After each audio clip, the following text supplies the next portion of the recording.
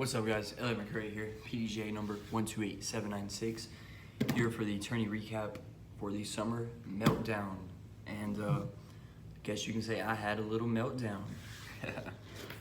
13 bogeys. I had 7 bogeys in the first round with a double on hole 2. Next round I had 6 bogeys. 6 bogeys, 13 birdies. Second round, 11 birdies. First round, tough situation there. Take away them bogeys, I had a pretty good round. But this course definitely exposed my game just a tad.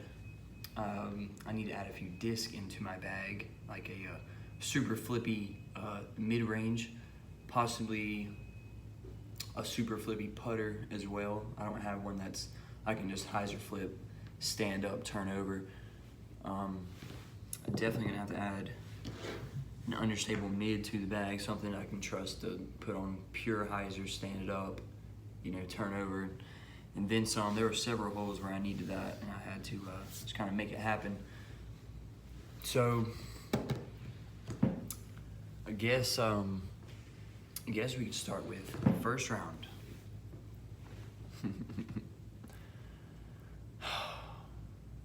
Started off tap in birdie. Tapped it in, little drop in. Go to the next hole. Pure Annie shot.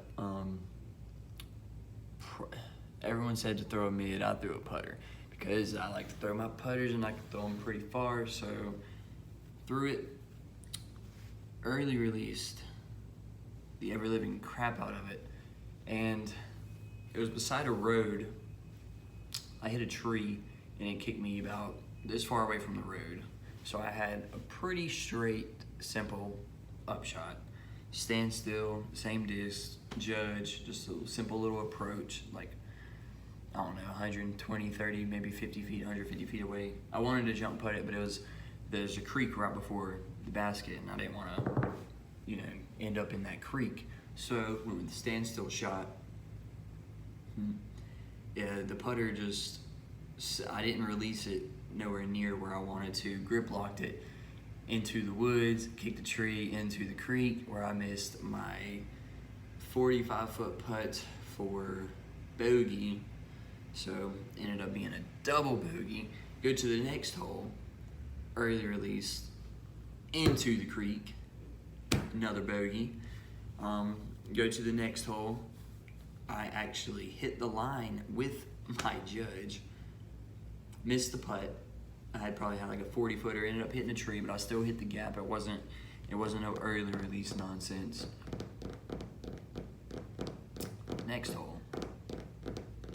Did the same thing. Early release the judge. I was just mind blown that I kept doing this. So you know what I did? I put that judge away. I was like, I'm not throwing that judge no more. I started throwing my mids on these little short holes. I was just throwing my mids, little touch shots, because I do work on those at my house and at the field with the little touch shots within 200 feet, 250.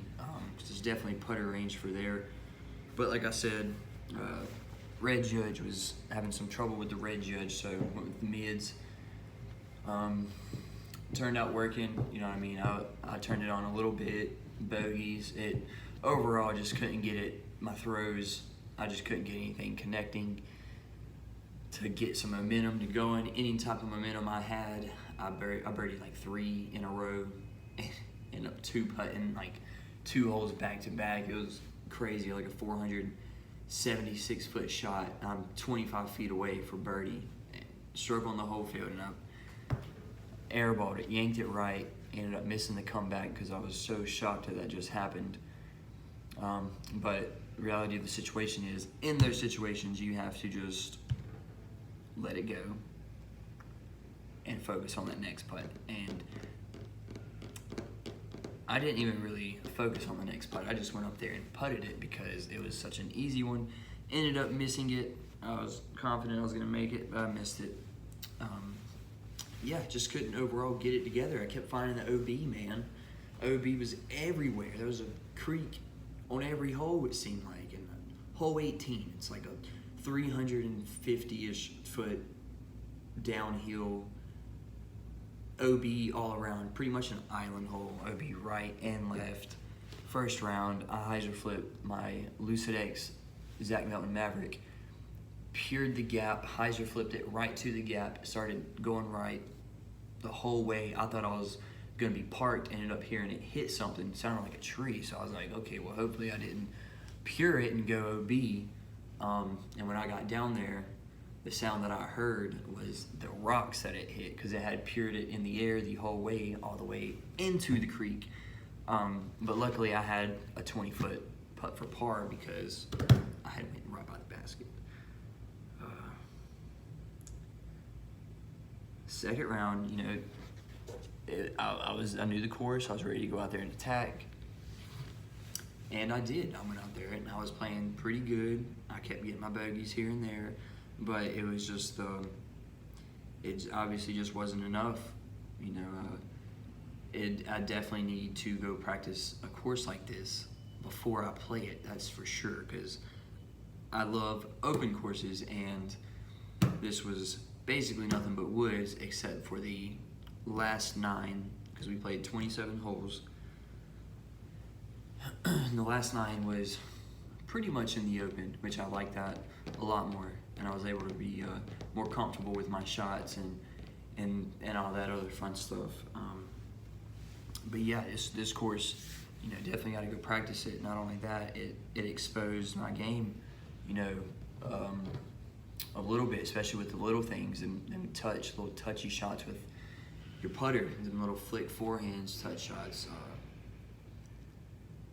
I struggled a tad with those on a few holes. I messed up an upshot on those. Hole 2 for second round. 50 feet from the basket, but I'm like in a bush, so I couldn't putt it. I had to like straddle out, and instead of using my zone, I used my backup putting putter, because I don't have to throw it as hard, but I ended up throwing the touch shot, stuck to my middle finger, yanked it like 40 feet past the basket. I was just like, whoa, and that's how I started my second round after I tap in birdied hole 1, looking to, you know, not double hole 2 again, and yeah, ended up missing that putt, bogey town. Gotta work on them precise shots, man. It's tough out there. Maybe I need to take my throwing and my upshots a tad bit more seriously. I throw all sorts of upshots, but some of the upshots I throw are a little wild, and you probably don't see those in the game a lot, especially in your round. So yeah, I think I'm done throwing them big anhizers over my houses and all that fun stuff. I mean, yeah, I can use that shot, but I also feel like that's why I was early releasing, because that's what I worked on a lot previous nights before, was those big anhizers. And you know, maybe it was just me early releasing, maybe it was muscle memory, me doing the big ante, because all those shots I early released were anhizers.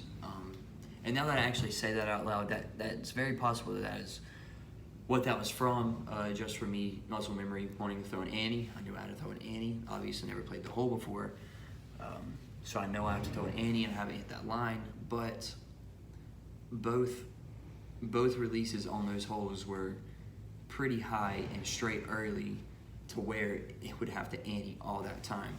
So maybe take my upshots a little bit more seriously. Not more seriously, just do more precise work, and be sure I have all those little shots that you need, especially those little things. If I would have cleaned up those little things, I think I could have saved at least 4 bogeys.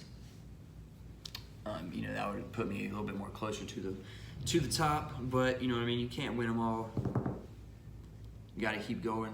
Obviously, I'm down about it, but I'm still putting at work. Got to stay focused. Got to keep pushing forward. You got to move on, push forward. A bunch of the Kobe Bryant stuff I listen to, it definitely helps the day after a tournament like this, when obviously I want to win. It's the main goal. Play good and win. yeah, it definitely helps because I'm so competitive and I get so upset. It's just sometimes hard to let that stuff go, and listening to that stuff definitely helps and keeps me focused. Yeah, with that being said, that is my tournament recap. Hope you guys liked it. I have a tournament this weekend at Pleasant Garden. I think that's it. Pleasant Grove, maybe. Garden Grove, something like that. It is a. We are getting around in this course. I'm gonna leave right after work one day. Sacrifice a practice day for that. So we don't have this weekend happened so I don't have this past weekend happen again this weekend. Definitely can't have that. As long as you improve, maintain your practice, everything will fall in place. Just gotta give it time. See y'all next week.